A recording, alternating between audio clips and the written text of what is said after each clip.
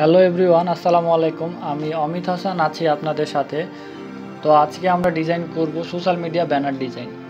তো social media banner design করতে হলে কি কি লাগে বা তার মেজারমেন্ট কত কি আসে বিষয় সব কিছুই আমরা বলবো। এখানে একটি ডিজাইন আছে আপনাদের স্ক্রিনের সামনে দেখেন, এই ডিজাইনটা আমরা আজকে করব।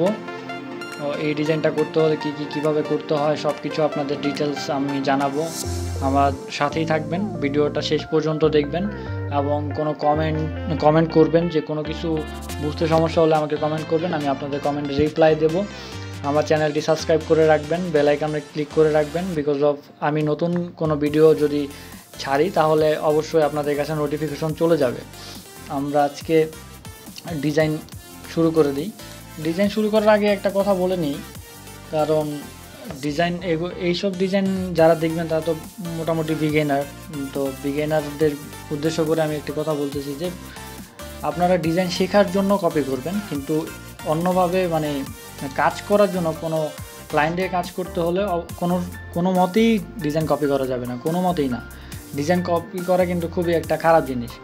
তো আপনারা যারা বিগিনার আছেন তারা শেখার জন্য ভালো মতন দেখবেন যে কোন টুলসের ব্যবহার কীভাবে ব্যবহার করতেছি টুলসগুলো, এবং একটি ডিজাইন করার আগে আপনি অনেকগুলো ডিজাইন দেখে নেবেন। দেখেন যে এখানে যে আমার এখানে আছে অনেকগুলো ডিজাইন আছে, দেখছেন গুগলে আপনি অনেক ডিজাইন পাবেন। এই ডিজাইনগুলো দেখে নেবেন, আগে চিন্তা করবেন যে আসলে কী ডিজাইন বানাবো, কীভাবে বানাবো, শেপ কীভাবে নিব।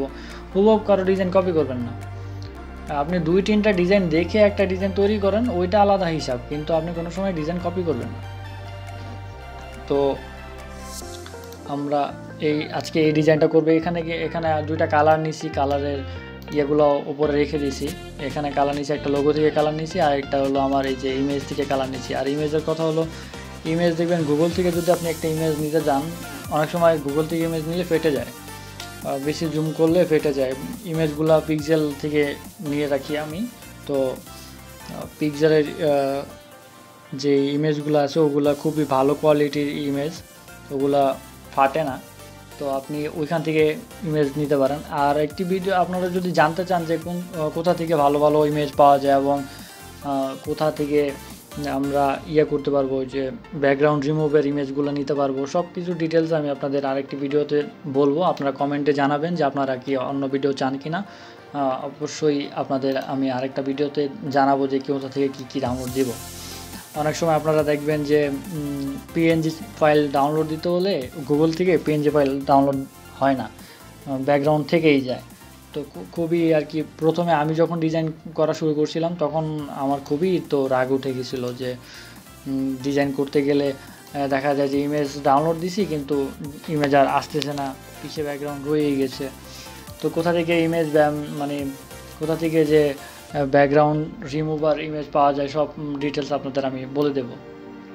আর পিক্সেলের লিঙ্কটা আমি আমার ডেসক্রিপশনে দিয়ে দিব, আপনারা ওইখান থেকে আপনারা সরাসরি ঢুকতে পারেন।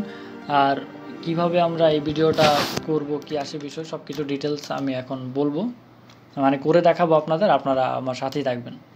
Thank you.